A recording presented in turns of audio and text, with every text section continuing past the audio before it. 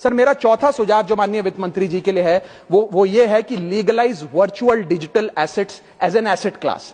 India में अभी sir वैसे ही डी फैक्टो लीगलाइज टैक्सेशन है वर्चुअल डिजिटल एसेट्स, यानी कि crypto currency, stable coin etcetera. क्योंकि अगर उनकी खरीद बेच पर कोई मुनाफा होता है तो 30% फ्लैट इनकम टैक्स लगता है और 1% ट्रांजैक्शन टैक्स जो अपनी वस्तु बेच रहा है उसे सरकार को जमा कराना पड़ता है।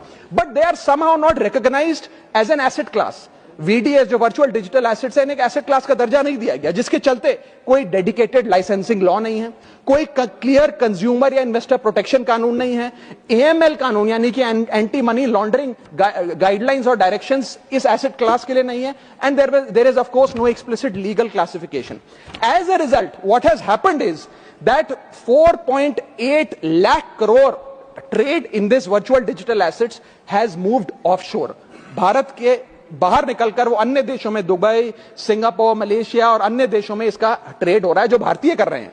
Second thing that has happened is that 73% of India's crypto trading volume in financial year 25 has moved to offshore exchanges. What has further happened is that 180 virtual digital asset startups have moved to countries like Dubai and Singapore, and as a result जो देश, भारत देश के 12 करोड़ ऐसे लोग हैं जो इन virtual digital assets में, crypto में, आरडब्ल्यूए यानी कि रियल वर्ल्ड एसेट में, स्टेबल कॉइन में इन्वेस्ट करना चाहते हैं, वो ऑफशोर जाकर इन्वेस्ट कर रहे हैं। जरूरत है कि हम कंप्लायंस हिंदुस्तान में लागू करें, उसे हेविली रेगुलेट करें, लेकिन उसे ऑनशोर लाएं। इसके चलते अगर ऐसा होता है तो सरकार के खजाने में 15 से 20 हजार करोड़ रुपए का इजाफा होगा, उन्हें उतना टैक्स मिलेगा।